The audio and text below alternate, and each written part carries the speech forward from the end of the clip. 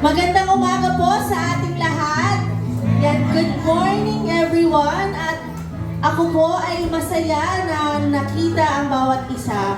Pero mas magiging masaya po siguro si Lord kung i-occupy po natin yung front seat. Sabi po nila, di ba?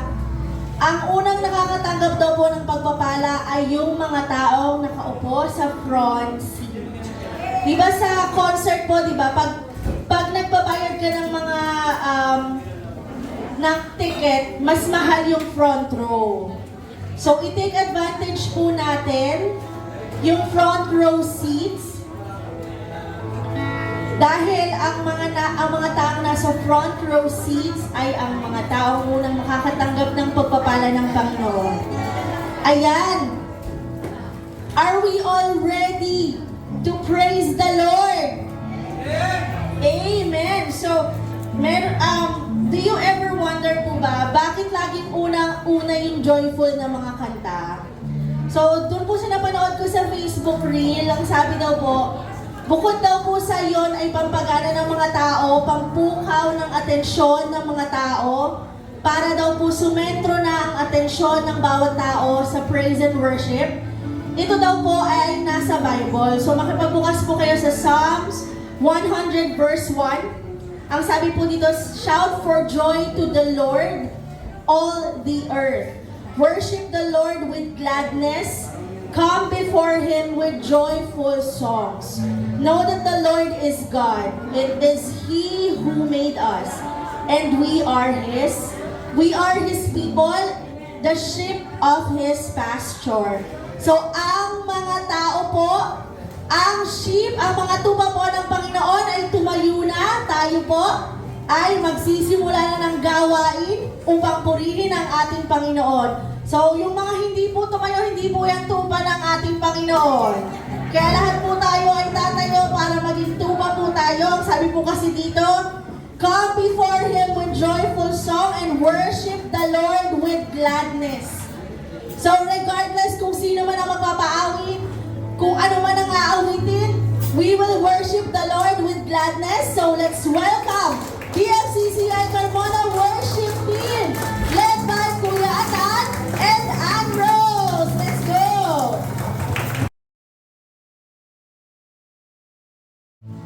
Sige po, handa po natin ating mga puso para purihin ang Panginoon. Yes, Lord God. Amen. Amen. Handa na ba ang lahat? Amen. Sigurado kayo? Amen. Sure na ba kayo? Amen. Talaga? Sige nga, pakita nga natin kung handa na tayong lahat. Anong gagawin natin? Parang Joel, anong gagawin natin? Okay.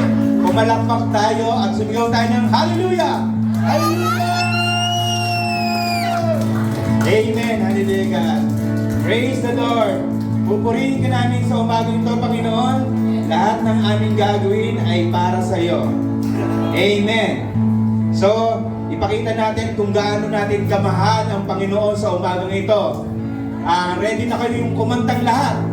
Ayan. Sige po, kakanta po tayo na, mahal na mahal kita, Panginoon.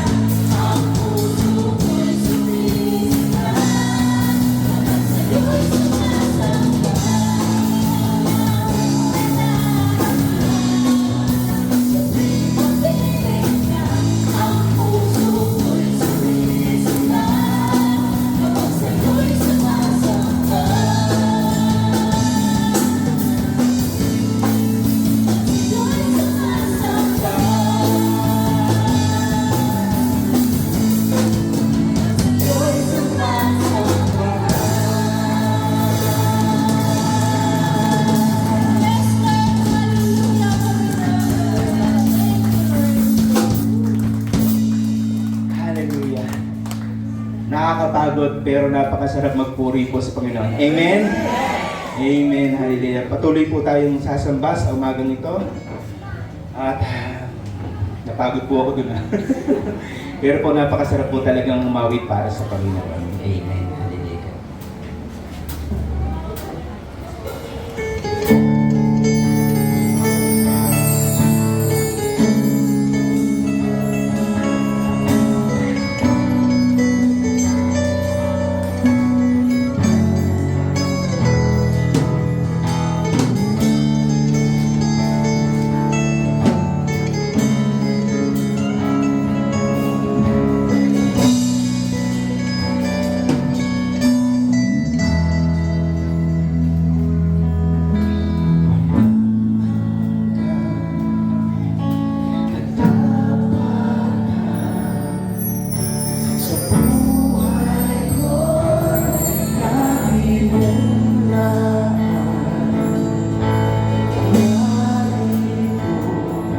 Dahil sa biyaya mo, habang buhay magpupuri sa iyo, walang hanggan,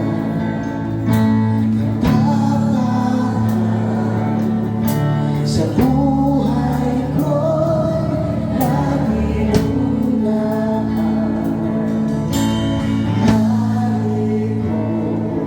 dahil sa biyaya mo, habang buhay magpupuri sa iyo. Pupurihin ka sa awit, itataas ang aking tinig, itatanghal sa buhay ko'y lagi ikaw, O Diyos. Ikita sa kalangitan ang iyong kalwalhatian, kadakilaan mo'y di mapapagdayan. Hanggang hanggan, katapatan sa buhay ko'y lagi iyong narito. Dahil sa biyaya mo, habang buhay magpupuri sa iyo. Pupurihin ka sa awit, itataas ang aking tinig, itatanghal sa buhay ko'y lagi ikaw, O Diyos. Ikita sa kalangitan ang iyong kalwalhatian, kadakilaan mo'y di mapapagdayan. Pupurihin ka sa awit, itataas ang ating tinig, itatanghal sa buhay ko'y lagi ikaw, O Diyos.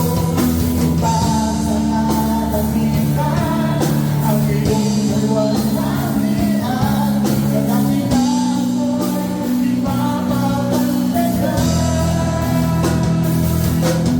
Jesus, sa'yo ang kamulihan, kalwalhatian ngayon at magpakailanman.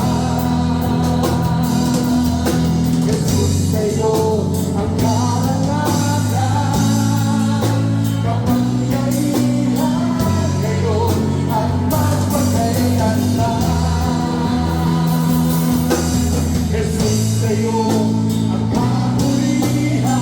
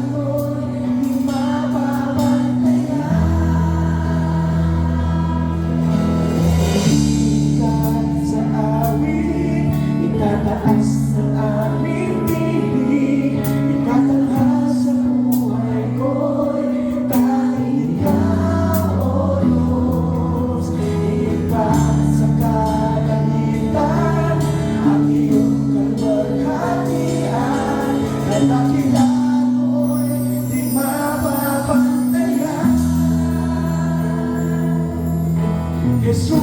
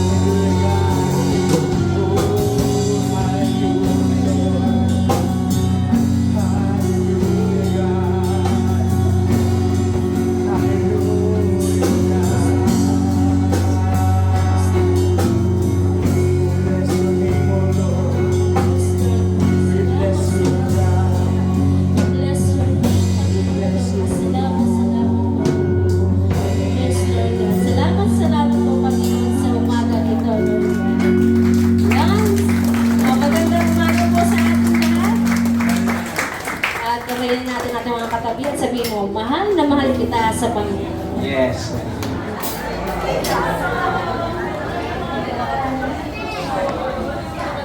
Yan, what a blessed worship po, ano.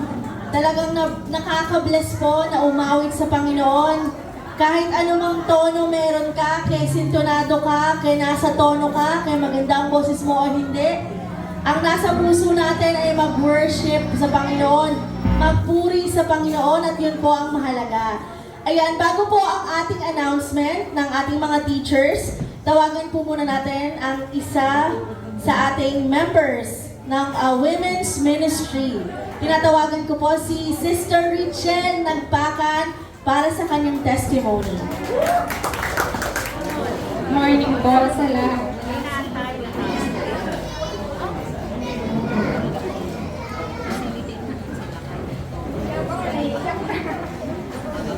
Salamat po sa Panginoon sa buhay po na pinagkaloob niya.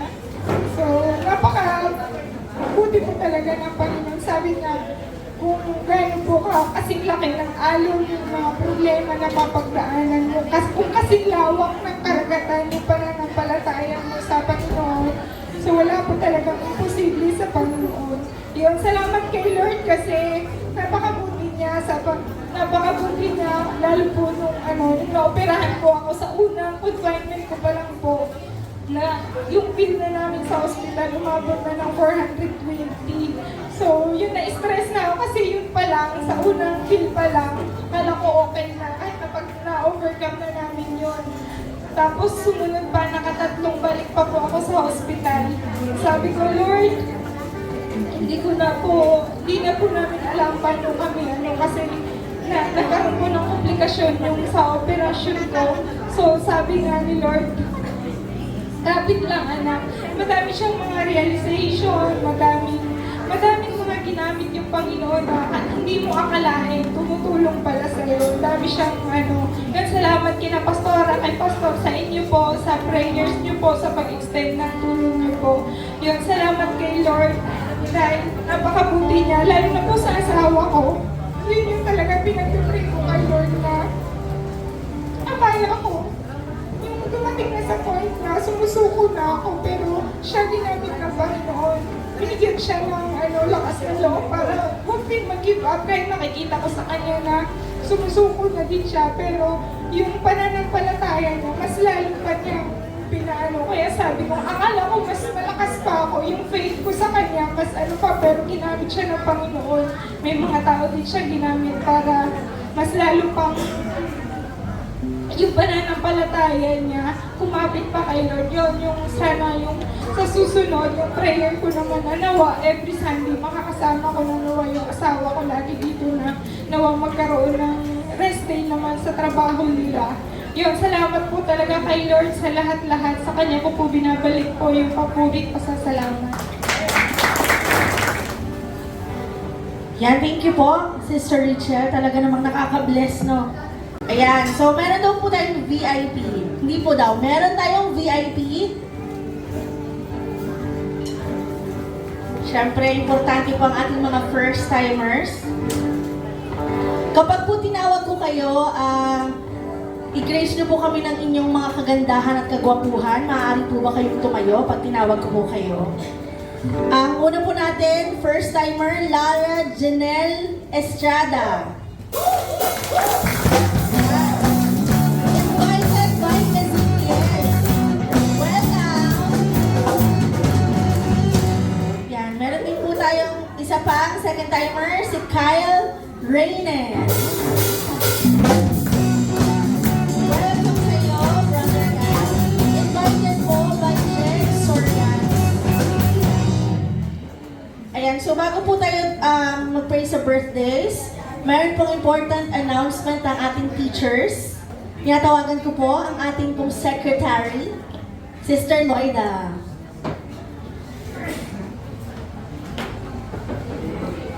Okay, good morning po sa lahat. In behalf po ng Sunday School Teachers, may update lang po sa BBS this coming, yun po, sa ngayong July. Gagawin po siya, instead po na July 5 to 6, 2 days po yun. Pero, imumove po na lang po siya as one. Sa July 6, Saturday, magiging 8 to 5 p.m. po yung yung BBS po natin. 5 p.m. ng Saturday. Then, dito po sa church, hindi na po sa Silang. Dati po kasi yung pinag-meetingan is sa Silang. Pero po, ngayon po, dito na lang sa church. Then, wala na siyang registration fee. And yung graduation day po ng BBS is Sunday po. Kaya yung mga bata po, ini-invite po natin na yun po, mag-wear kayo ng Sunday dress nyo. Kasi po, graduation po is Sunday na instead. Yun nga po. Tapos po, bring your own tumbler. Tapos yung mga towel and pencils po para po sa gagamitin. Kasi yung pinaka-topic po natin is about po sa sports club po yung magiging topic po natin this coming BBS sa July 6. And July 7 nga, graduation of awarding. And again, wear your Sunday dress. And after service po, meron po tayo meeting. Yun po, mga teachers po. Yun lang po. Yan, thank you po. So, make sure po sa mga magulang, patinin po natin ang ating mga anak sa Vacation Bible School dahil sabi nga nila, teach them young. Ayan. So, ready na po ba tayo na makinig ng Word of God? Para mahina naman po, ready na po ba tayo sa main event ng ating worship service? Ang makinig ng salita ng Diyos. Ayan, syempre tinatawagan ko na po ang ating butihing pastor, Pastor Arvin Umali.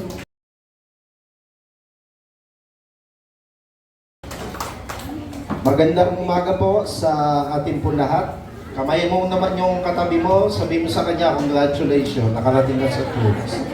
Hindi lahat kasi nakakadalo sa church regularly.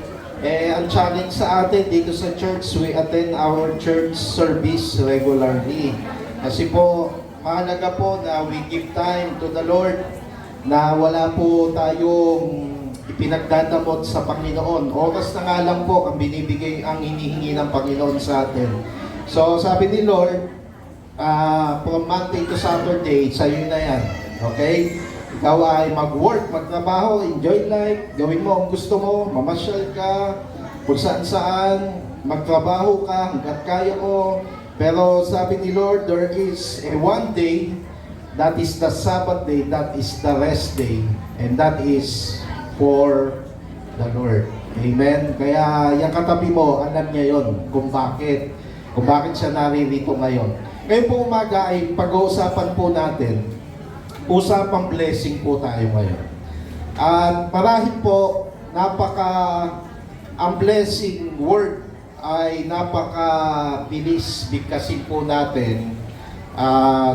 Sinasabi po natin na ito ay gustong-gusto natin na mapasa atin sa lahat ng buhay po natin. When we say blessing, pag tayo po ay Christian na, dapat po ay naiintindihan po natin yung salitang blessing. Hindi lang po kasi yan sinasabi, hindi lamang po yan napapag-usapan, napapagkwentuhan, kundi yan po ay very meaningful sa buhay po, lalo po ng mga Christian. So ngayong po umaga, matututunan mo kung ano ba ibig sabihin talaga ng blessing at paano mo ito matatanggap sa buhay mo. No? Kasi kahit po tayo ay nagkukulang sa Panginoon, ngayon pa lang po gusto kong sabihin, kahit tayo po may pagkukulang, binibless pa rin po tayo ng Panginoon. Kasi mahal na mahal po tayo ng Diyos. Ang Diyos ay pag-ibig. Kaya nga po kahit sa Bible, nung si Jesus ay nandito, binibless niya ang mga tao kahit hindi naman talaga willing na sumunod sa Kanya. Pinapakain niya kahit alam niya na dahil sa pagkain, kaya siya sumusunod sa Kanya. Pinagagaling niya ang mga tao kahit walang faith sa Kanya. Ganong kamahal ng Diyos ang mga tao. Kaya the Lord is willing to bless us. Pero as far as the Bible is concerned, maraming pong panuntunan na binibigay ang Diyos sa atin para tuluyang pagpalain po tayo ng Panginoon. Amen? Tayo po muna po ay manalangin sa Panginoon. Lord, salamat po ngayong umaga. Binubuksan po namin ang aming mga puso sa pagtanggap ng iyong mga salita. Ay amin din pong minumulat ang aming paningin at amin po itong tanggapin bilang panuntunan sa aming mga buhay. Lord, we receive blessing ngayon pa lang. Nire-ready na namin ang aming mga sarili na habang pinakikinggan po namin itong mga bagay na ito mula sa iyong mga salita, hindi lamang po namin malalaman, matututunan, mapapag-aralan, kundi magagawa at ito po ay magaganap sa bawat buhay po namin. Salamat po. Dalangin namin ang iyong Holy Spirit na siyang magbigay ng gabay para po sa amin lahat. Turuan niyo po kami, hubugin niyo po kami, baguhin niyo po kami. Salamat po. Ito pong aming dalangin sa pangalan ni Jesus. Amen. Palakpakan po muna natin ang Panginoon. To be blessed means to be favored by God. God, the source of all blessing. Kaya pag sinasabi po natin blessing, ikaw ay binibless ni Lord. Pag sinabi pong ganon, natanggap mo na ang pabor ng Diyos sa buhay mo. Amen? Alam niyo yung salitang pabor, di ba? Pag ikaw yung nakikiusap sa kaibigan mo, sasabihin mo, sister, brother, tropa, hingi naman ako ng favor sa iyo. Di ba? Minsan ganun ka. Alam niyo, pag sinabi mong humingi ka ng pabor, ibig sabihin, pag pinagbigyan ka, you receive that favor na ni-request mo. Alam niyo po pala, yung salitang blessing is favor from the Lord. Pabor pala yan. If you are a blessed life, ngayon po pag ikaw alam mong pinagpapala, ay may pabor ka ng Diyos. Amen?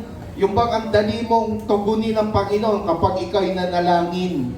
You have God's favor sa panahon na ikaw ay humingi na makapagpapala at naniniwala ka na walang ibang source ng blessing. Ngayon pa lang, i-declare natin, sabihin natin sa sarili natin, walang ibang source ng blessing sa buhay ko kundi ang Panginoon lamang.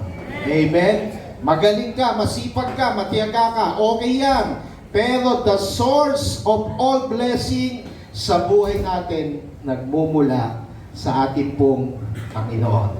Amen? Ngayon po, ready po natin ang mga sarili natin. Paano nga ba natin matatanggap ang blessing? How God's blessing starts within our lives. Magkano ang pera mo ngayon sa bangko, hindi iyan ang sukatan ng blessing. Magkano ang possession mo, magkano ang ipon mo, magkano ang ari-arian mo. May lupa ka man o wala, hindi nakabase dito ang mga pagpapala ng Diyos. Isa lamang yun sa ipinangako ng Diyos sa iyo, na ikaw ay sumagana at yumaman. Amen? Ngayon pag-aralan po natin, how God's blessing starts within your life.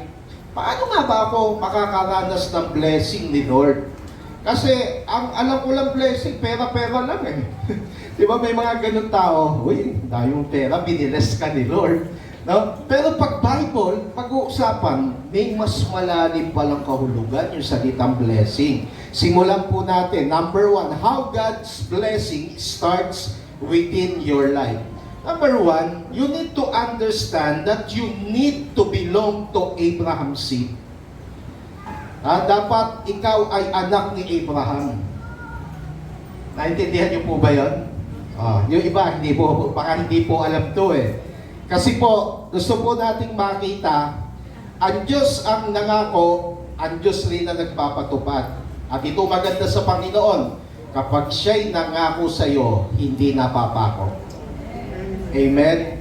Kapag ikaw nananalangin, maganda, binabalik mo sa Diyos yung mga promises niya. Dapat yun ang powerful prayer. Kasi yung iba, kung ano-anong sinasabi lang sa prayer, ang sabihin mo sa prayer, kung nakapasa ka ng mga promises ni Lord, mga pangako, from that verse, banggitin mo yun, Lord, sabi na yung salita. Di ba? Sinabi niyo, Panginoon, na hindi niyo kami iiwan, hindi niyo kami pababayaan. Ang Panginoon, maaalala yung pangako niya sa iyo at sa akin. Toto pa rin niya yun. Kaya bakit sinabi natin, nagsisimula ang blessing when you realize na ikaw po ay anak ni Abraham. Kabilang ka sa seed ni Abraham. Bakit? Basahin po natin yung verse po natin dyan. Genesis chapter 17, nasa English lang po, no? Sabi po, when Abraham 90 years old, the Lord appeared to him and said, I am God Almighty. Walk before me and be blameless. I will confirm my covenant between me and you. Sino po naniniwala may pangako sa iyo ang Panginoon? Amen? Totoo po yan. I will greatly increase your numbers. Verse 4, as for me, this is my covenant with you. You will be the father of many nations. That is the promise of our Lord Yahweh, God Almighty. Sinimulan niya yung pangako niya doon kay Abraham na nananampalataya sa kanya. So sabi ng verse 6, I will make you very fruitful. I will make nations of you and kings will come from you. Next verse po, sa verse 9. Then God said to Abraham, as for you, you must keep my covenant, you and your descendants after you. Kabilang tayo dito. Ang sabi, for the generations to come. Ang Diyos ang nangako kay Abraham, no? Bakit ganon? Pastor, bakit natin sinasabi tayo ay naging kabilang sa lahi ni Abraham?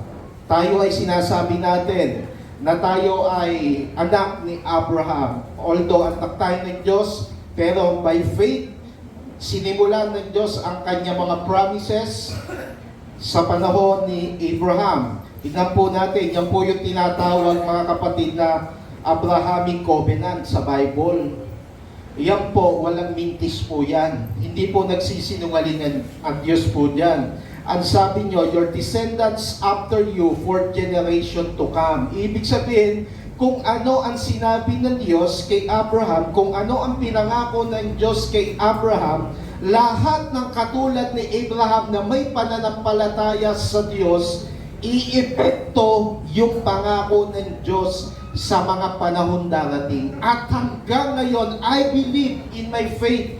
Sabi po kasi ng Bible ito na ipinangako ng Panginoon, lahat na nanampalataya sa ating pong Panginoon ay kabilang sa pangakong iyon. Mga kapatid, ang gaganda ng mga word dyan. I will establish my covenant, hindi mababali yan. You have an everlasting possession. You will be multiplied, fruitfulness. Yan ang mga pangako ng Panginoon.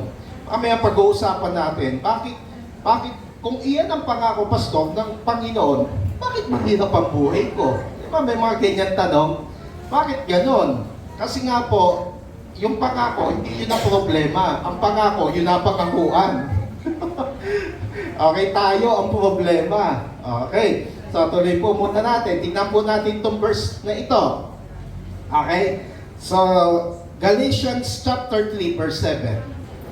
Unawain daw natin. Understand then that those who believe in Jesus Christ, in God, are children of Abraham. Lahat daw po, intindihin daw po natin, unawain ng lahat ng mga nanampalataya sa Diyos is anak ni Abraham. Sino po dito nanampalataya na sa Panginoong Hesus? Taas po ang kamay. Amen? So ngayon ikaw, kabilang ka sa clan ni Abraham. Kabilang ka sa seed ni Abraham. Naman, Pastor, kung kabilang ako doon, isipin mo, may pangako ang Diyos kay Abraham. At ang pangakong yun, nasa iyo rin yun. Amen? Basahin mo yun, yung Genesis chapter 17. No, He confirmed His covenant. He will bless him. He will make father of many nations. You will be fruitful. No, sabi, yung mga makapangyarihan ay magmumula sa iyong lahi. No, and then ang sabi ng Lord sa kanya, you have an everlasting possession. No, and your descendants after you for generation to come. So basahin niyo po yung Genesis 17:22. Lahat ng ipinangako ni Lord kay Abraham ay pangako din ng Diyos sa iyo. Pangako. Sabi mo sa katabi mo, pangako. Na hindi nababali. Yan ay pangako ng Diyos sa iyo. So bakit natin sinabi na diyan nagmumula ang blessing? Eh kasi nga si Abraham binilis ni Lord. So lahat ng maniniwala, mananampalataya sa Panginoong Hesus, no, sabi ng Galatian, magiging kabilang sa lahi ni Abraham. So kung ikaw magiging kabilang doon, kabilang ka na rin sa pangako, kabilang ka na rin sa pagpapalang ibinigay ng Diyos kay Abraham. Blessed ka. No, you are one in a million. Hindi lahat napangakuan ng ganyan. Yung walang pananampalataya sa Diyos, wala niyan. So that is blessing. Amen? Pangako ng Diyos sa iyo yan. Kaya nagsisimula ang blessing, gusto natin maintindihan, pag nanampalataya ka sa Panginoon. Yan nagsisimula ang blessing. Di ba? Mula nung ikaw'y naging believers, biglang nagbago buhay mo. Dati ang pangit mo, ngayon ang ganda mo. Di ba? Dati ang buhay mo sira, pero ngayon buong-buo ka. Binuo ka ni Lord. Dati buhay mo walang direksyon, pero ngayon, you know, ang future mo hawak ng Panginoon at hindi ka mangangamba. Because nangako sa iyo, for I know the plans I have for you, plan to prosper you and not to harm you. Sabi mo sa katabi mo naman, wow! Diba? Mga kapatid, kaya po tayo, bilang isang mananampalataya, huwag kang mag-iisip na ikaw ay mahirap. Nasa iyo ang Abrahamic covenant. Huwag kang mag-iisip na hindi ka uunlad. Huwag kang mag-iisip na nabuhay kang piso, mamamatay ka ng piso. Huwag kang mag-isip ng ganon. No, ipaalala mo sa Panginoon yung pangako niya sa iyo. Ikaw ay anak ni Abraham. Kabilang ka sa lahi ni Abraham. You are a believer in Christ. So lahat tayo may pangako na pwede natin sabihin, Lord, may pangako ka po sa amin. At alam ko, ikaw ang Diyos na kapag nangako ay hindi napapako. Tinutupad niya. Hindi siya sinungaling. No? Sabi mo sa katabi mo, hindi mo katulad. Pag nangako, madalas nangiindiyan. Okay? Tayo, madalas pag nangako, wala. Pag naisipang hindi tuparin, ay wag na lang. Pero si Lord, hindi siya nagdadalawang isip. Kapag dineclare ng Panginoon yung promise niya sa'yo, ginagawa niya. Pangalawang bagay, saan nag-i-start ang blessing ng Diyos sa'yo? Number 2, transformation. Sa pagbabago. Amen? Sino po naniniwala may pagpapala sa mga nagbabago? Amen? Subukan nyo po. Pag tayo po ay mga believers, patuloy mo binabago ang buhay mo, pa-increase na pa-increase ang kasing sa'yo nito. Ang pagbabago is also a requirement ng blessing ni Lord. Kasi ang hirap namang i-bless ng mga rapists, hold-upper, mga manggogoyo, ang hirap i-bless, di ba? Bagamat po sila nananalangin bago mang-hold up, meron pong isang grupo dati ng mga hold-upper sa barangay namin. Kinukwento po ng dating member, sabi niya, Brad, alam mo, bago kami mang-hold up, tumatahimik muna kami. Bakit? Kasi nagpipray kami.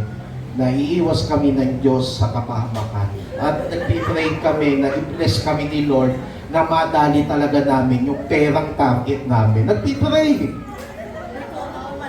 O, totoo yun. True story po yun. Nung marinig ko yung kwentong yun, grabe, no? Talagang kahit ang masasama, humihingi ng blessing kay Lord, ikaw pa kaya. Diba? Tingnan nyo po, hindi, pero yung grupo kinukwento ko po, patay na po lahat yun, dedo na. Patay na. Walang protection, walang blessing ang Lord sa mga masasama. Okay? Mga kapatid, kaya kailangan po ng isang pagbabago para dumaloy ang blessing ni Lord. Merong isang very common na halimbawa sa Bible, yung iba baka hindi pa siya kilala. Ang pangalan po niya Zacchaeus. Si Zacchaeus po ay isang maliit na tao. Nabisan, pinagkakaguluhan ng mga tao si Jesus at nagkaroon siya ng heartbeat na gusto niyang ma-meet ang Panginoon sa kanyang buhay. Hindi siya makakita dahil sobrang baba niya. Bakit siya ng puno para makita lamang si Jesus at napansin siya ni Jesus. Sabi ni Jesus, sa kayo, bumaba ka dyan, kailangan kong pumunta sa iyong bahay. Okay? Kaya pumunta sila sa bahay, ang mga tao nagbubulong-bulungan kasi ang taong ito para sa kanila ay napakasama. He is a tax collector, maniningil ng buwis, koraptong taong ito. Sabi ng mga tao, bakit kaya itong Jesus na ito'y nakikipag-usap sa taong masama? Maniningil ng buwis, noong time na yan, masamang tao, tingin ng tao kasi inuubos na nila yung pera nyo. Mga korapto ng panahon na yon. Alam nyo po, napakaganda ng kwento ng buhay na ito. He experienced a true transformation ng buhay. Nung sila po ay, yung si Jesus ay nakikipag-usap na kay Zaccheo, napagkwentuhan nila siguro ang mga buhay ni Zaccheo. At sabi ni Zaccheo, ito yung verse, Luke 19 verse 8. But Zacchaeus stood up and said to the Lord, Look, Lord, Panginoon, tignan niyo po, ibibigay ko po ang kalahati ng aking kayamanan sa mga mahihirap. So, hindi po mahirap si Zaccheo, marami siyang pera. Ang sabi niya, nung ma-encounter niya ang Panginoon, sabi niya, Lord, wala po ngayon, yung kalahati ng aking ari-arian ay ipamimigay ko sa mga mahihirap.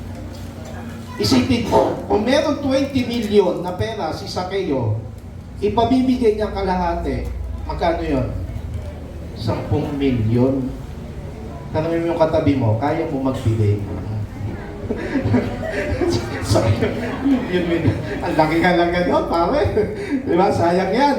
Okay, pero dahil gusto niyang magkaroon ng transformation ang buhay niya, sabi niya, Lord, kalahati ng kayamanan ko, pamibigay ko sa mga mahihirap. At sabi pa niya, Lord, kung ako man ay may nadaya ng sino man, ibabalik ko ng 4 na beses yung halaga na nakuha ko sa kanila. Kasi yung tax collector, mandaraya yan eh. Lord, 4 times ibabalik ko. So kung nakuha ka ni Zaccheo nung time na yan, ng 5 milyon, ibabalik sa'yo ni Zaccheo, magkano? Ha? 5 milyon times 4. Magkakaroon ko ng 20 milyon. Siguro tuwan-tuwa yung tao. Bakit kaya nasabi ito ni Zaccheo? Kasi si Zaccheo nung time na yan, na-transform ni Jesus ang buhay ni Zaccheo. Dating masama, nagpakabuti, naging matino dahil na-encounter niya ang Panginoon. Tingnan niyo po ang sabi dito sa Luke 19 verse 9. Sabi ni Jesus, Jesus said to him, Today, salvation has come to this house because this man, Zaccheo, is a son of Abraham.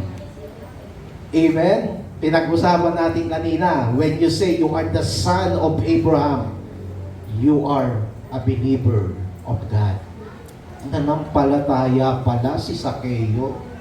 So, nung sinabi ni Jesus yan, because this man too is a son of Abraham, Jesus blessed the life of Zaccheo. Dineclare niya ngayon yung blessing mula kay Abraham sa taong masama na binago ng Panginoon. Taas ang kamay ng mga binago ng Panginoon po dito. Gusto ko pong sabihin, nasa inyo ang pagpapala ng Panginoon. Amen? Palakpakan po natin ang Panginoon. Kung ang pagbabago, nagsisimula po ang blessing, ba't hindi tayo patuloy na magbago? Amen? Kung ikaw may bisyo, tigilan mo na ang bisyo mo. Walang blessing yan. Amen? Kung ikaw ay lagi may kaaway, tigilan mo na rin yan. Walang blessing yan. Kung ikaw ay lagi masama ang loob, tigilan mo na rin po yun. Walang maitutulot sa'yo. Walang blessing po dyan sa damdamin na ganyan. Kung ikaw laging late sa church, tigilan mo na rin. Magbago ka. Amen? Walang blessing po dyan. Amen? Alam mo mga kapatid, ako po, pastor, lagi ko po sinasabi na sa church, may pastor. Ako po, pastor, no? Lagi ko po, at alam ko po to, ang pastor po ay hindi po kayang magpabago ng buhay ng isang tao. Hindi ko po kaya yun. Kaya napansin nyo po, kahit sabihin ni pastor, dumating ka ng maaga, late pa rin. Hindi ko kaya yun eh. Amen. Tigilan mo na bisyo mo. Shabu ka pa ng shabu. Born-again ka eh. Stop na yan. Pero nagkaganon ka pa rin. Hindi ko kaya magpabago eh. Amen. Hoy, huwag kang pipili ng unbeliever. Pero ginugusto mo, unbeliever pa rin. Hindi ko kaya yun. Me as a pastor, nire-remind ko lang na magbago. Ini-encourage lang po kayo ng leader natin na magbago. Pero ang totoong nagbabago sa buhay natin, walang iba, kundi ikaw, higit sa lahat, ang Panginoon. Si Zacchaeus, nag-decide siya na matransform ang buhay po niya. Gusto niya mabago. Hindi naman niya sinabi na, Lord, pamibigay ko ang ang kalahati na aking kayamanan sa mga mahirap para lalo ko yumaman. Wala siya sinabing ganun. Lahat ng binanggit niya, talo, kumbaga, no? Kumbaga ay nawalan siya, pero nagkaroon po siya ng kakaiba na ibinigay ng Diyos sa kanya. Nung siya'y nagbago, napasa kanya ang blessing ng Panginoon. Ano po ibig natin sabihin dito? Walang pagbabago, walang blessings. Amen? Tandaan, Pastor, ibig sabihin, yung masasama, hindi na ipibless ni Lord. Dahil ang Diyos nga ay pag-ibig, pinibless pa rin. Pero ang pamantayan, isa sa pamantayan ng Diyos, yung transformation ng buhay. Sino po naniniwala mula nung mga born again ka, binago at pinagpala ng Diyos ang buhay mo? Amen? Pwede ko pa makita yung mga kamay ng mga pinagpala ng Panginoon? Diba? Dati mukhang dugyot ka, ngayon parang ang milyonaryo na ang dating mo. Diba? Dati kayong mag-asawa, hindi magkasundo, pero ngayon ba't mahal na mahal nyo isa't isa? That is God's blessing. Amen? Kasi binago kayo ng Panginoon, hindi ni Pastor, kundi ng ating pong Panginoong Jesucristo. Amen? Palakpak po ang mga kamay ng mga pinagpala ng Panginoon ngayong umaga. Pangatlo, saan nagsisimula ang blessing ni God? When we walk blameless. Amen? Magtayo po ay matuwid sa harapan po ng Panginoon. Kaya alam niyo po sa Bible, lagi po pinag-uusapan yung salitang holiness. Sabi ng iba mga Kristiyano, mahirap po yan, Pastor, yung maging banal ka. Kasi akala nila yung salitang holiness para sa Diyos lang. Sabi ng Bible sa atin, be holy for I am holy. Kaya yung pagiging blameless, ano sa Tagalog yung blameless? Yung umiiwas sa kasalanan. Amen?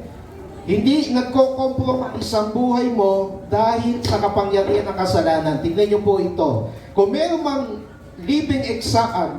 patay na pala to. Kung meron mang isang natatanging halimbawa ang Bible pagdating sa blameless life, walang iba po yon, isang tao lang ang tinutukoy niya. Okay, nabanggit po yan. Ito sa Hope chapter 1 verse 1. Tignan niyo po yan. In the land of Uz there lived a man whose name was si Hope po. This man was blameless and upright. Matuwid po yan, matino po yan. He feared God. Amen. May takot siya sa Panginoon and shunned evil. Umiiwas po siya sa masama. Alam naman po natin na naging buhay ni Hope. Kiluha ng demonyo ang mahal niya sa buhay, ninakaw ang kanyang kayamanan, pinatay ang kanyang mga tauhan, walang natira sa kanya. And the worst thing, nagkasakit pa siya sa balat. Na hindi mo malaman, hanggang ngayon, dinidetect ng mga Bible scholar kung anong klaseng sakit.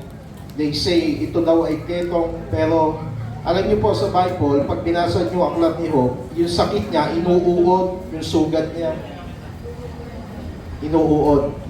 But this man, because he is blameless and upright, nung mawala ang lahat-lahat sa kanya, ang pinakamahalaga sa kanya, possession, family, tignan nyo po, pinilis pa rin siya ng Panginoon. Binalik ng maraming beses ang mga bagay na nawala sa kanya. Alam natin na yung story.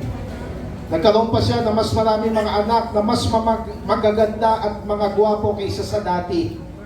Yung mga alaga niyang hayop, mas minultiply pa ng Panginoon. So naganap sa kanya ang pangako ng Panginoon sa kanya. Amen? Because, bakit? Blameless. Challenge sa buhay po natin ngayon, mga kapatid. Yakapin naman po natin ang holiness. Let us live a blameless life. Alam mo yung mga blameless? Yung sukan-suka sa kasalanan. Yung bang diri-diri sa kasalanan. Di ba pag ikaw diri-diri sa kasalanan, ayaw na ayaw mong dadapo yan sa buhay mo. Every temptation na ginagamit ng kaaway sa atin, easy ka lang, no, na magtagumpay sa mga temptation. Because you understand the word blameless. Kailangan makaiwas ako dito, kung hindi, masisira pa totoo ko. Alam niyo po, yung mga people who always overcome temptation and sin, yan ang mga higit na pinagpapala ng Diyos. Yung mga umiiwas sa paggawa ng kasamaan, nangunguna yan sa blessing ni God. Amen? Kaya maniwala po tayo, we need to be holy because holiness means blessedness. Kaya po ang pamumuhay na matuwid, may takot sa Diyos, umiiwas sa kasalanan, may mabuting patotoo, means blessedness po yan. Huwag nating gayahin yung mga holdapper, masasama ang ginagawa pero humingi sila ng blessing. They are not blameless. Kaya tayo po mga kapatid, malaking challenge po yan. Pag ikaw nagtatrabaho, dapat blameless ka din doon. Huwag kang magnanakaw. Amen. Pinagkatiwalaan ka pagtapatan mo. Do it for God. Amen. Yung mga estudyante, hanggang ngayon ba nangungutiko ka? Tigilan mo na yon. That is not blameless. Amen. Maging mabuting patotoo ka. Amen. Sa family, yung strong family, yung ako naniniwala, if you want a strong family, let God be the center of your family. Kasi mahihirapan ka dyan eh.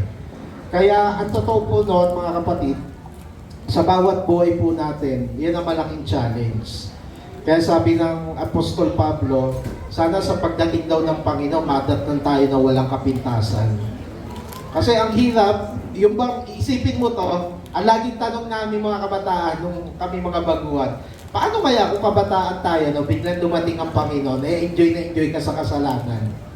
Wala na, di ba? Mahirapan tayo. Ibang lugmok na lugmok ka sa kasalanan at talagang kasamaan ang pinamumuhayan mo.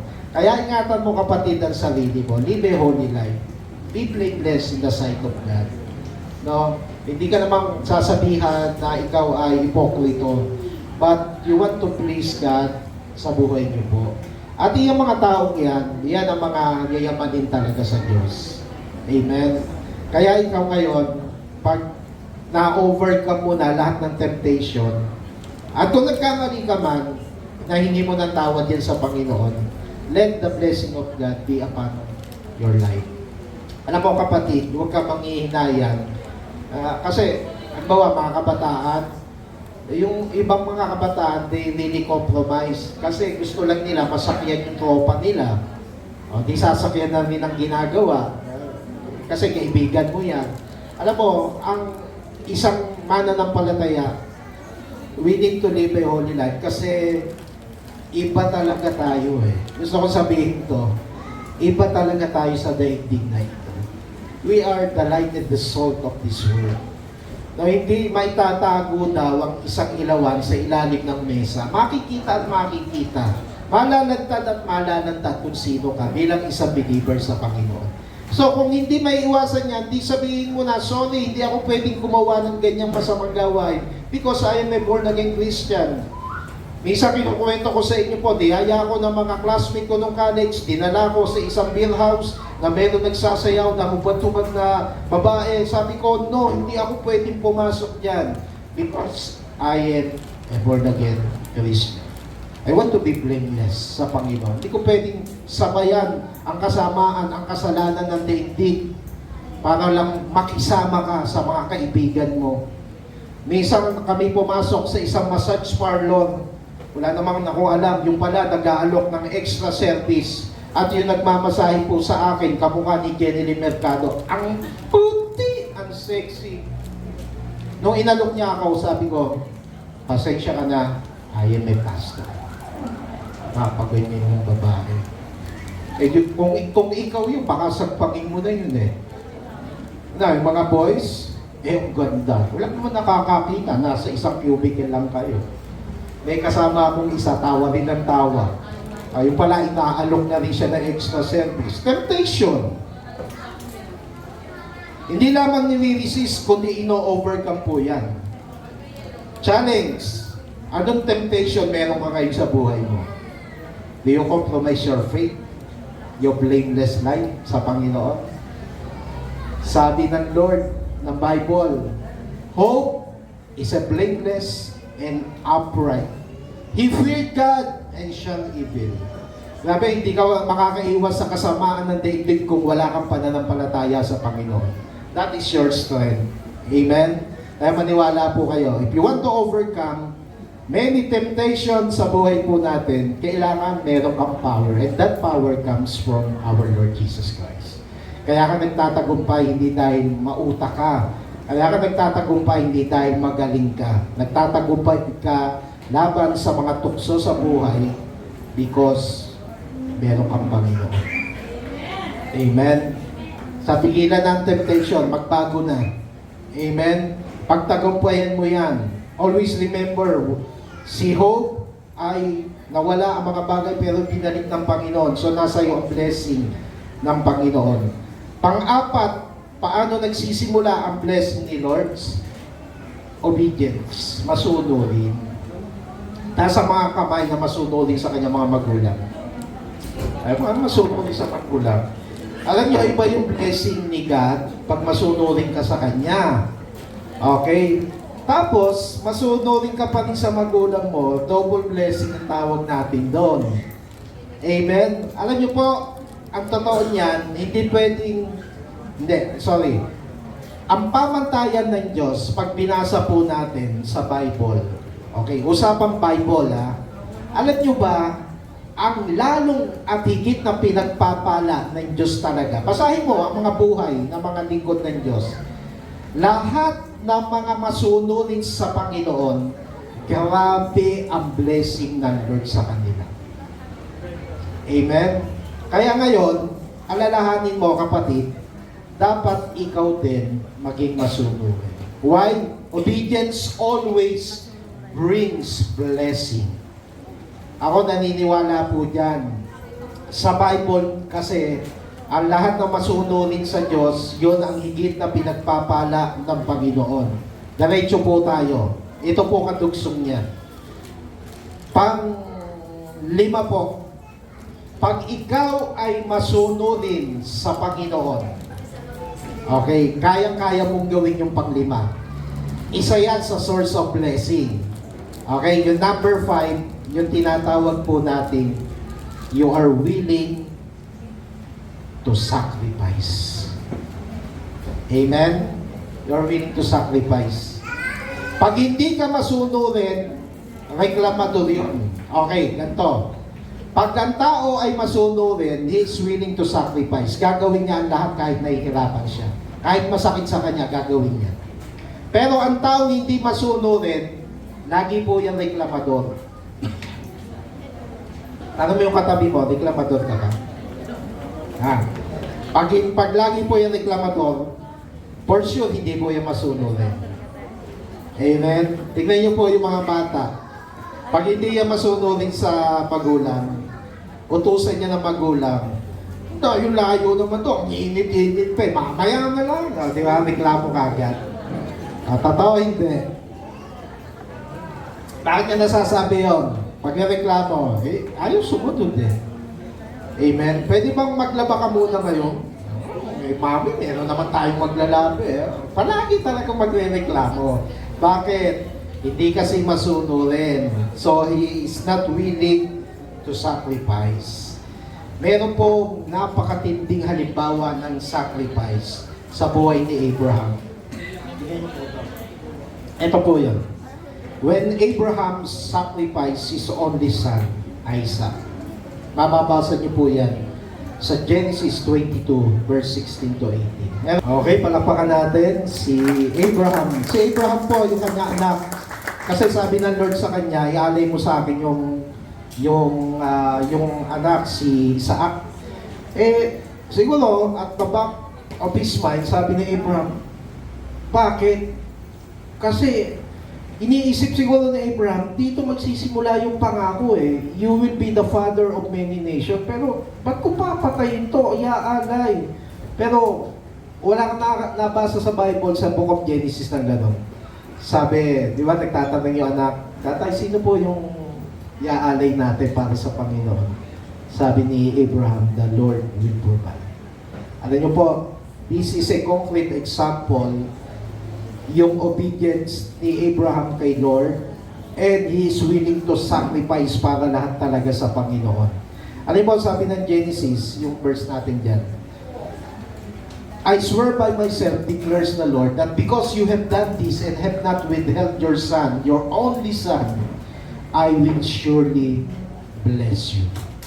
Hindi lamang siya pagpapalain. Sabi ni Lord sa kanya, siguradong pagpapalain siya.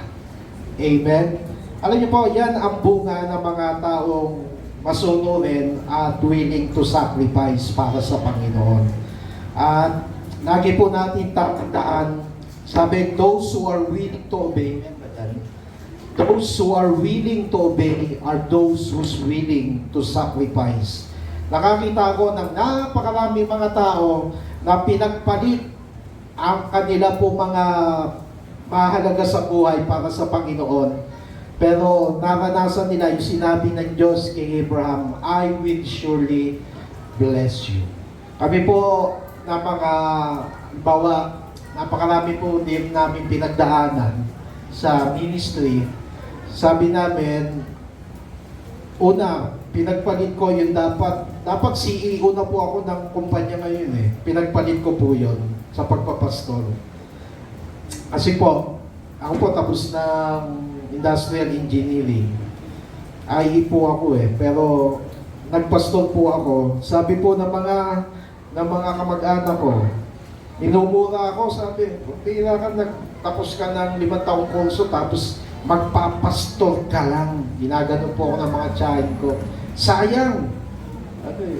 Niisip ko, parang sayang nga, Di ba mo naghirap ka nga naman. Parang sa Abraham, umiiyak siya, isacrifice sa Isaac. Kahit sa isang anak, bakit?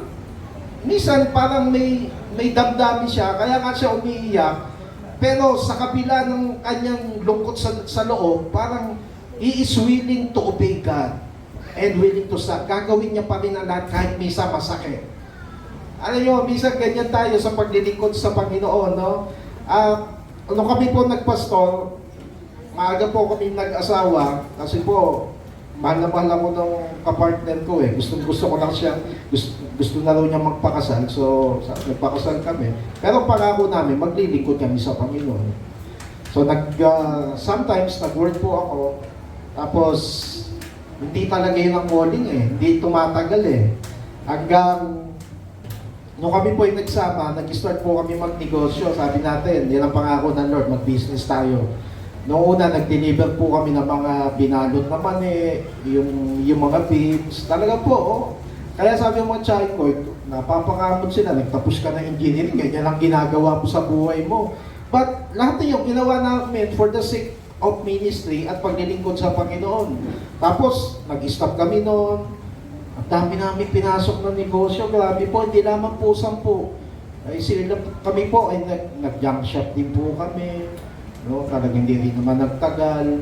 Basta lahat ng hawakan namin mga negosyo, paano hindi nagtatagal? Sabi namin, paano may pangako si Lord? Kaya misa sabi ko sa asawa ko, meron ako naisip na negosyo. Marami akong kababata sa Malabat, mga pusher. Kaya mag-pusher na lang ako. Sigurado, kikita ko. Nadagukan ako ng asawa ko. No? Pero biniro ko lang po siya. Tapos, ang dami po namin pinagdaanan. Pumasok po ako sa Bible School.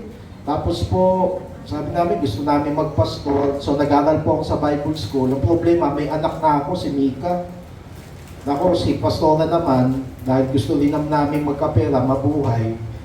Pag umaga, madaling araw, umaalis si pastora papuntang palengke. Nagtitinda ng baboy. Sabi, tulungan mo na lang ako, manok na lang ang itinda natin. Ayun, nung nagtinda kami ng manok, nataga ko naman ang kamay ni pastora. Tapos po, pagpapasok akong Bible School, alas 6, ako nakakaawa si Mika nung baby, kahit natutulog, paliliguan ko na. Isasama ko po sa Bible School. Sabi ko po kay Pastora Rosana, Pastora, hayaan niyo po na isama ko na lang po yung anak ko kasi gusto ko rin naman po makatapos. So, pag dating alas 9, si Pastora, kukuhanin na si Mika, iuwi na. So, tuloy ako sa pag-aaral. So, pagkatapos po na, nag-work pa rin po ako. At the same time, nag-pastor, nag-assistant pastor po ako. Isipin mo, no, yung buhay namin, parang may sayang na work. Kung titignan mo, yung ang dapat natupad mo pangarap mo, sana nasa Canada ka na lamang, kumikita ng pera. Pero alam nyo, natutunan ko, habang tumatagal sa faith, lahat pala ng ginawa namin is for the sake of obedience and sacrifice. Amen. And guess what? Dahil nagtanim kami ng mga ganong klaseng buhay para sa Panginoon, hindi ko po sasabihin ang kita namin. Pero gusto ko po sabihin, mas maaluan po ang buhay po namin ngayon dahil kami ay naglingkod sa Panginoon. Amen? You need to be obedient and willing to sacrifice. Tanungin nyo kami, Pastor, ano ang pinakamalungkot na naging buhay mo? Alam mo, sasabihin ko sa iyo, ang pinakamalungkot na naging buhay namin ni Pastora, alam niyo kung ano? Yung ipinagpalit namin si Lord dahil sa pagkita lamang ng pera. Malungkot po yun. Nagtrabaho po ako kahit ang bigat ng damdamin ko. Alam kong hindi ito kalooban ng Diyos. Kasi ang tinitignan ko nga, yung literal na sitwasyon Wala kang pagdata sa anak mo, no? Hindi mo maibigay. Kaya si Mika, kulang na lang, padedi na lang namin sa aso yan no? Tapos, binili namin ng, sabi ko sa asawa, kailangan ko magtrabaho, wala tayo papakain sa kanila. Pero sa kaibuturan ng puso namin, we want to serve God. Tapos hindi naman ako nagtagal, balik na naman sa pagpapastor. Ano po yung naging yung journey po namin sa ministry. Ngayon po, we decided na mag-full-time pastor talaga tayo. Mas pinaunlad naman tayo. At may negosyo po kami na nung una, marami po nagsakripisyo sa negosyo. Si Daniel naman po, nung na high school, doon po nakatira sa badminton court. Ako, wala namang ka-player. Doon natutulog si Daniel. Pagka uwi galing school, masipag po yan Tapos, magbabantay sa court, wala namang halos naglalaro. Ngayon po, dahil po kami naging masunuri sa Panginoon at nagsakripisyo. Alam niyo po ba, halos magsuntukan ngayon sa court, makapaglaro lamang ng badminton. Sobrang dami na po ng mga play. Hindi na po namin mabilang. Walang araw na hindi pinagpala ni Lord yung maliit na business po namin. Alam mo kapatid, ito gusto natin maintindihan. Pag walang masunurin at hindi ka willing to sacrifice, ano ang ibibigay sa atin ng Panginoon? Amen? So, ngayon po, simulan mong magtanim. Kaya sabi ng mga ngayon naiisip ko, sabi ng mga tiyuhin ko, tsahin ko, bira ka, engineer ka, magpapastol ka lang, sayang. Natutunan ko, hindi pala sayang. Minsan parang nalulungkot ako pag sinasabihan ng gano'n. Pero tignan niyo po itong verse na to. Ito para sa atin din lahat to. 1 Corinthians, 15:58. Therefore, my dear brothers, stand firm. Maging matatag ka. Let nothing move you. Always give yourself fully to the work of the Lord because you know that your labor in the Lord is not in vain. Kaya yung mga Christian na nangihinayang pumunta sa church, lagi mo tandaan yung verse na yan, it's not in vain. Hindi walang kabuluhan po yan. Yung mga cell group leader, yung mga nag-home group, tas nga po yung kamay ng mga nag-home group, minsan wala naman dumadalo, pastor di ba? Yung mga ganyan, minsan nadaing tayo. Pero always remember this this verse, your labor in the Lord is not in vain. Pastor, ba't gano'n? Matapat naman ako sa pagbibigay pero bakit hindi ko madama ang blessing ni Lord? Remember this verse, your labor in the Lord is not in vain. Darating ang araw, maiintindihan mo. Sasabihin mo na lamang kay Lord, kaya pala, tinetes lang pala ako ni Lord katulad ni Abraham. Tinetes lang ako ni Lord para makita niyang ako po ay matapat para sa Kanya. Amen? Tignan niyo po mga kapatid, mahalaga you have time in the Lord. Kasi minsan pinagpapalit natin si Lord yung pagsiserve natin sa Kanya sa ibang mga bagay. Lahat ng mga bagay sa dating pansamantala lang. Sabi po na isang author, sometimes you need to sacrifice your own happiness. Parang ako po, pangarap ko, maging isang CEO, mag-abroad, sinacrifice ko po yon. Your own happiness and choose to do what is right or the will of God. Because not everything that makes you happy is right and will of God. Amen? Kaya tanda po natin, lahat ng mga binibigay po natin, mga panahon, pagkakataon, pagsilbihan ng Panginoon, hindi po nawawala ng kapuluhan. We're willing to sacrifice. May mga dumadalo po dito, diretso po sila sa church kahit walang tulog. Matindi po blessing yan. Huwag niyo po i-underestimate yan. Baka susunod po, may paparada na po maganda sa sakyan dyan. Yung mga merong heart na willing to sacrifice, naku, napakatindi ng blessing ni Lord yan. Amen? Minsan lang, ngayon titignan mo parang kawawa. Kasi magsasakripisyo siya masasaktan mawawalan. Pero darating ang time, makikita mo, ibubuhos ni Lord ang pagpapala.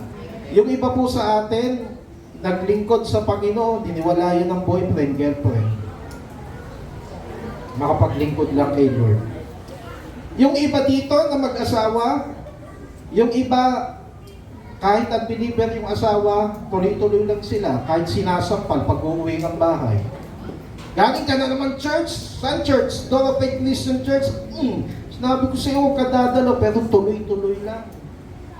Willing to sacrifice. Amen? Yung iba sa atin, ang bigat ng tinadala na problema. Ngayon. Pero tinitignan ko mukha nyo, parang wala kayong problema. O mukha nyo lang ang problema. Pero wala. Amen? Kahit ang bigat, Lord, I am willing to sacrifice. Amen?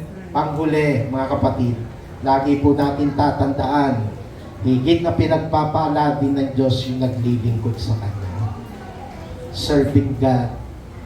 That is the starting point para pagpalain ka ng Panginoon. Hindi ko po malilimutan yung sinabi ng Mark chapter 10, verse 29 to 30. This is the last verse. Dito pa tayo magtatapos, mga kapatid. Tingnan niyo po ito. Ayan, Tagalog na. Sinabi ni Jesus, tandaan ninyo ito, ang sino man mag-iwan ng bahay, mag-sacrifice ng bahay o mga kapatid, ina, ama, mga anak, mga lupa, mga business po yan, dahil sa akin at sa mabuting balita, verse 30, ay tatanggap na makasandaang ibayo. 100 volts na tinatawag. Yan yung matinding blessing. Kasi nag-sacrifice ka, gusto mong paglingkuran ng Panginoon. Totoo na meron po mga pamilya, meron po tayong kasamahang pastor. Pakinggan niyo po ito. Nagtapos po ng teacher. Matalino po siya. Nakapasa as teacher. Nakapag-asawa ng manggagawa ng pastor. Alam niyo po kung nasaan sila ngayon? Doon sa pinakadulo ng Palawan, doon po sila nag-church. Nag-mission po sila. Iniwan niya yung career niya as a teacher, pero sila ay naglingkod sa Panginoon. Pag tinignan mo, kawawa naman sila, walang makakain, hirap na hirap sa buhay, laging may sakit, laging namamalarya. Pero pag tinignan mo, itong verse na ito, sabi, lahat daw na nag-iwan ng mahalaga sa Kanya, darating ang time, tatanggap sila na makaisandaang ibayo sa buhay na ito. At sa kabilang buhay ay magkakaroon ng buhay na walang hanggan. Mga kapatid, dito tayo magtatapos. Ano ba mahalaga sa'yo? Yung blessing or willing ka na gawin para sa Panginoon? Kasi isang bagay na natutunan ko, kapatid, kahit hindi mo hingi ng pagpapala, pinagpapala ka ng Panginoon. Kasi sabi ng Bible, kung ano yung tinanim natin, yon ang ating aanihin. Gusto mo ba ng pagpapala? Gawin mo ang mga bagay na ito. Number 1, kapatid, intindihin mo ang sarili mo na ikaw ay maging kabilang sa lahi ni Abraham. Pangalawa, baguhin mo patuloy ang buhay mo. Kasi ang ayaw magbago, walang progress po yan. Medyo mabigat ang blessing. Pangatlo, kapatid, walk a blameless life. Sanayin mo ang sarili mo na laging magtagumpay sa anumang mga gawain dito sa sanlibutan. Lumayo ka sa masama katulad ni Job. Labanan mo ang mga temptation. Magtagumpay ka dyan. Lumayo ka dyan. Lumayo ka sa masamang impluensya ng sanlibutan ito. Have a holiness, kapatid. Be obedient, maging masunurin ka. Learn to sacrifice. Talagang ganyan na naglilingkod at sumusunod sa Panginoon. Maraming sakripisyo. Pero at the end, makikita mo, kaya pala ikaw dumaan at pinadaan ng Panginoon doon. Kasi handa ka ng pagpalain ng Panginoon. Huwag ka manghihinayang sa mga panahon na binibigay mo sa Panginoon. You go to church every Sunday, sana mamasyal na lang ako, pero naandito ka, huwag ka manghihinayang. For our labor in the Lord is not in vain. Higit sa lahat, kapatid, ang isa sa pinakamasayang buhay ay yung buhay na naglilingkod sa Panginoon. Hindi mo naman kailangan magpastor. Yung lahat ng gagawin mo, ano man, nasaan ka man, gagawin mo yon to give glory to our Lord Jesus Christ. Kaya sa umagang ito, nanyaya ko po lahat tumayo. Tayo po ay mananalangin.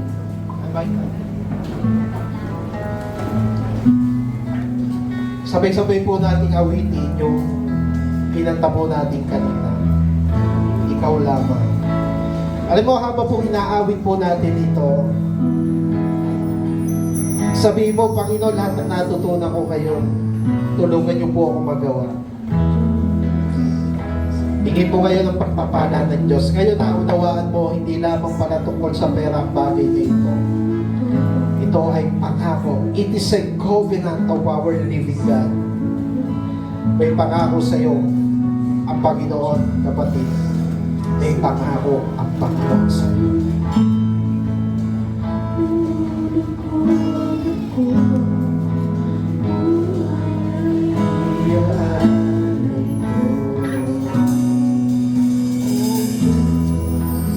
Hayaan po natin sa umagang ito, ang Espiritu ng Diyos ay mangusap sa bawat puso po natin. Alam ko, kapatid, matagal ka na nagtitiis. Pero ngayon, naintindihan mo kung paano sisimulan ng Diyos ang pagpapala niya sa buhay mo. Hingin mo to, kapatid. Hindi madamot ang Diyos. Sabihin mo sa Kanya, Panginoon, gusto mo maranasan ang pangako niyo po sa aking buhay. Salamat po sa iyo. Iwala sa akin, O Diyos, di kita bibiluin. Magtatapat sa iyo, ang pinipod ako, O Diyos, ay natin sama-sama pasalamatan sa bahin ang Panginoon. Tas po natin ang mga kamay po natin bilang pagsuko. Kung meron kang kahirapan ngayon, kapatid na nararanasan, kung minsan nararamdaman mo parang napakalayo ng pagpapala ng Diyos sa buhay mo, subalit ngayon, sa pagtaas ng iyong kamay, ikaw ngayon lumalapit sa Kanya. Tumutulog ka, kapatid. Nagpapakumbaba.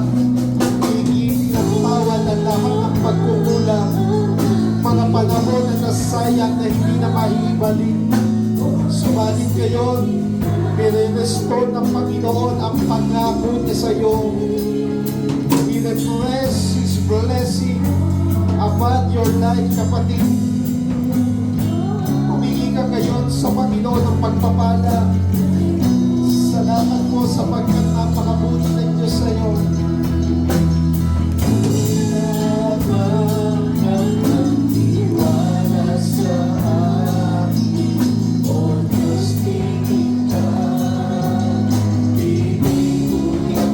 Ng Panginoon.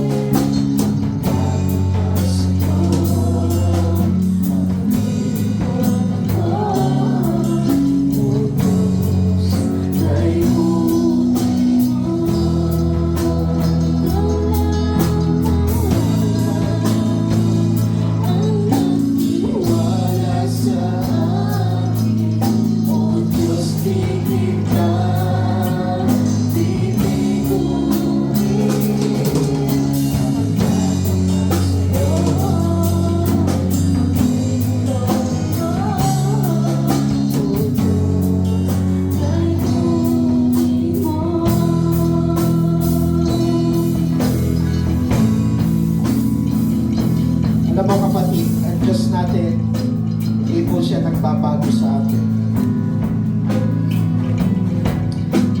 Siya ang Panginoon ni Abraham. Ikaw ang anak ni Abraham. Nasa iyo ang pangako ng Panginoon. Sa oras na ito, muli mong hingin ang pangako ito sa buhay mo. We declare, Lord, na Abrahamic covenant sa buhay ng mga kapatiran na namin ito ngayon.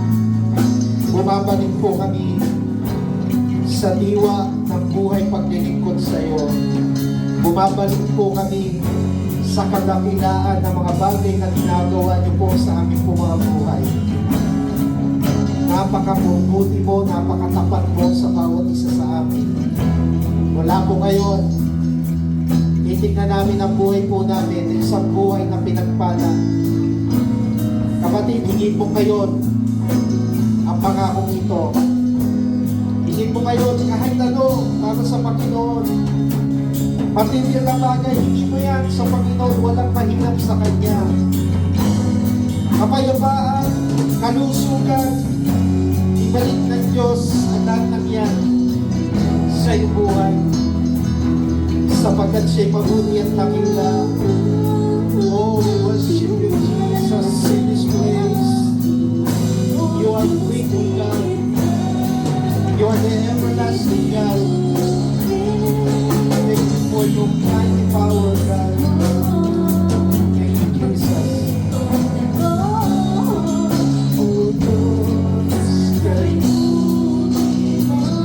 Sa ulit pagkakataon, tas mo natin ang mga kamay. Hanggang nagtiwala sa akin, O Diyos, tingin ka, bibig ko.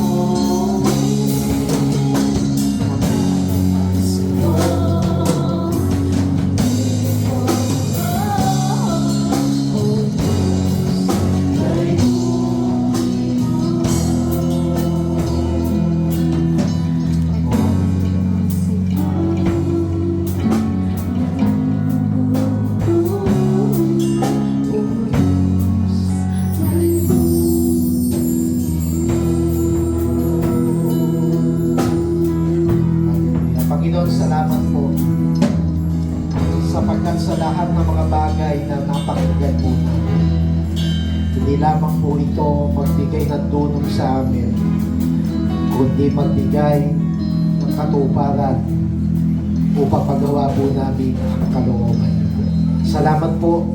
Wala po ngayon ang pagpapala ay sasagana, raragasa, aapaw sa bawat buhay ng mga anak mo naririto ngayon.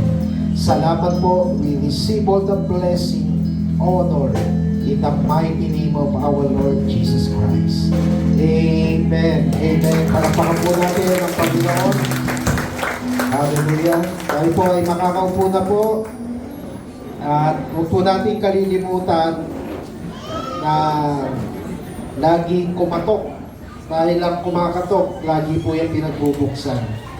lagi po kayo humingi kasi ang mga humingi, lagi po yan nakasusumpong. Kayo po yon. Kaya lagi po kayo mananalangin kahit nasaan kayo, huwag makakalimot. From day and night, lagi po kayo nasa mode ng spiritual blessing mula po sa Panginoon. So pagpalain po tayo ng Panginoon at lahat ng ito ay binigay ng Diyos sa umaga. Ito upang tayo ay lalo pong maglingkod sa Kanya. So support this ministry, support God's ministry. Mga kapatid, gawin ang lahat na makakaya para tayo po ay maglingkod sa ating pong Panginoon. Dali niyo po yan kasama ng inyong buong pamilya. To God be the glory. Palakpakan po natin ang Panginoon. Amen.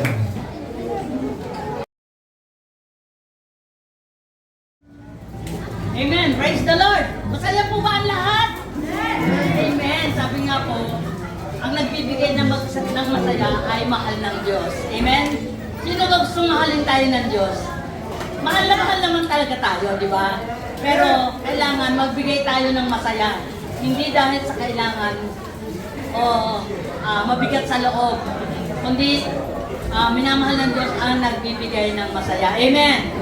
Hallelujah. Kaya po, lagi nyo na lang naririnig sa akin, wala akong hanap buhay pero nakakapag-text po ako sa Panginoon. Wala po akong talagang yung permanenteng hanap buhay ngayon. Pero, kasi nga, nung ginibigap ko na yung aking kantin, nagtiwala na ako sa Lord na kailanman hindi niya ako iiwanan, hindi niya ako pababayaan.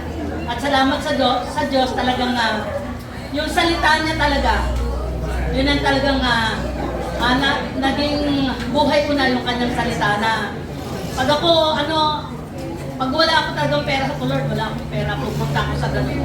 Nagkakaroon po talaga ako. Bine-bless talaga ako ni Lord at talagang binibigay niyo yung lahat ng aking pangangailangan.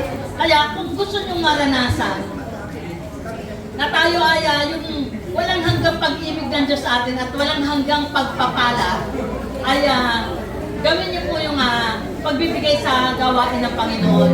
Kasi ako mula nung nanampalataya ko, minsan 2 piso lang ang pera ko noon eh.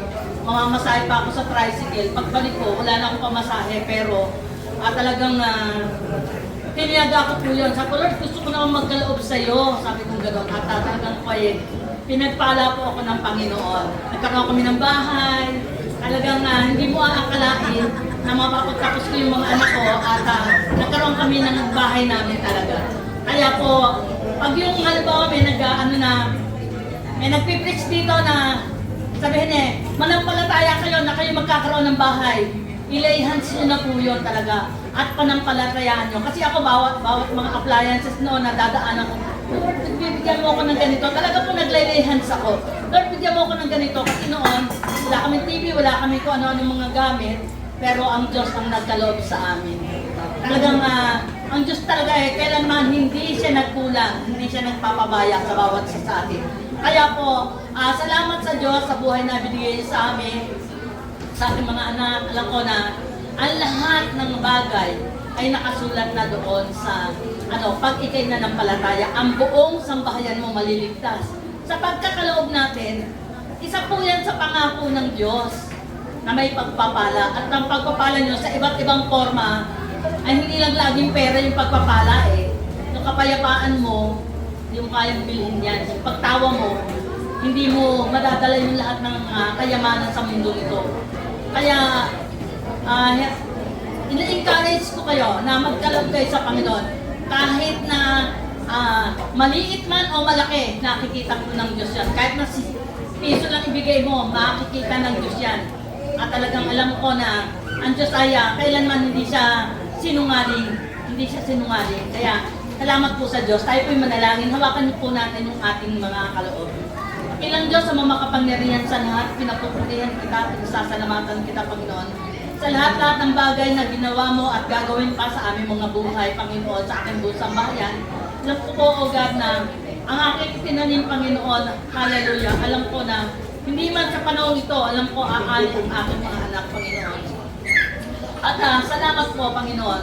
Ikaw lamang ang talagang nagbibigay ng lahat kung kami patuloy na susunod sa iyo, maglilingkod kami sa iyo, at gagawin namin ang lahat para sa iyo dahil minamahal ka namin. Sabi po pagkakaloob, Panginoon, tulutan mo, O Diyos, na ang bawat isa po sa amin, Panginoon, ay pagpalain mo sa mga hanap buhay, sa mga na nagpapabrika, Panginoon, sa kahit anong bagay na pinagkakakitaan, Panginoon. Ang pangako mo sa amin, ibabalik mo ito, Panginoon, ng siksik, liglig at umaapaw, Panginoon. Kaya, O Diyos, kami tumitingin sa iyo na isang malaking Diyos na siyang nagkakaloob ng lahat ng bagay. Walang bagay na mahirap sa iyo, dakilang Diyos. Ano man ang hiningin namin, sabi mo, sa iyong pangalan, ito yung pagkakaloob. Kaya, Panginoon, salamat, salamat, salamat po sa iyo, Panginoon. Aming dalangin sa pangalan ni Jesus. Amen. Yan, so, yung po tayo, dalawang may birthday ngayon. So, tawagan po natin si Nanay Gloria Escabarte at syempre, ang ating poging-poging gitarista, Daniel Umali.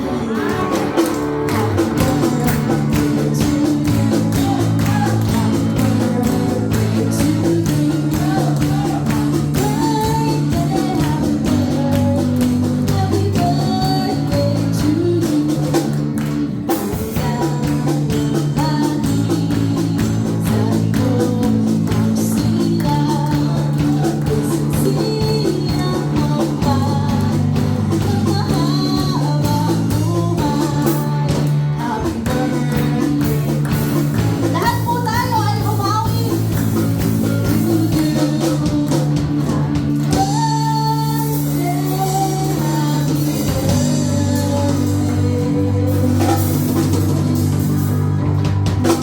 Happy birthday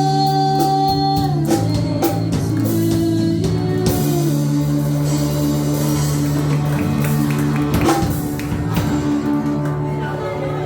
Ang ating pong mga may birthday ay ipagpe-pray po ni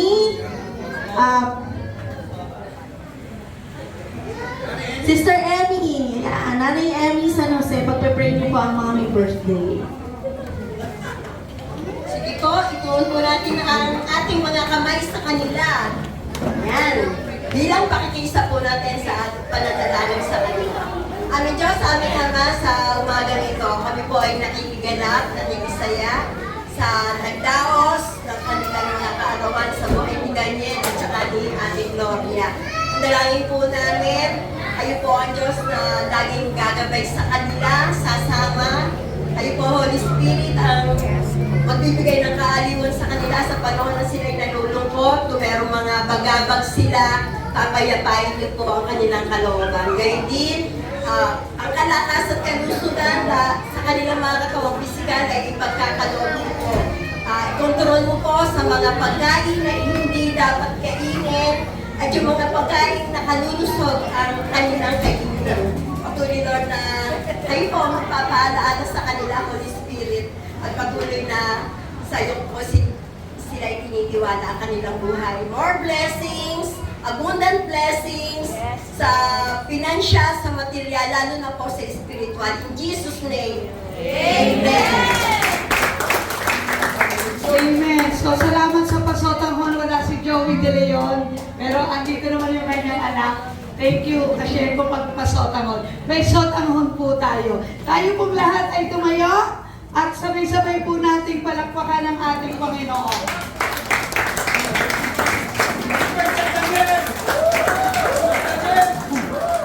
Sige, sabihin mo sa iyong katabi, ang pagsasakripisyo mo, may kapalit na pagpapala.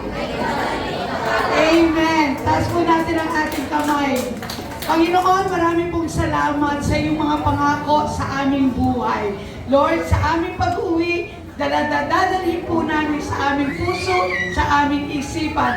Ikaw ang Diyos na nangako sa amin ng maraming mabubuting bagay. Kaya po hindi po kami mag-aalala, hindi kami matatakot pagkat ikaw ang Diyos na aming kasama. Ang pagpapala, ang kapayapaan, ang kaligayahan ay sumaating lahat kasama ang ating buong pamilya. Ito po ang aming dalangin na may pasasalamat sa pangalan ni Jesus. Amen.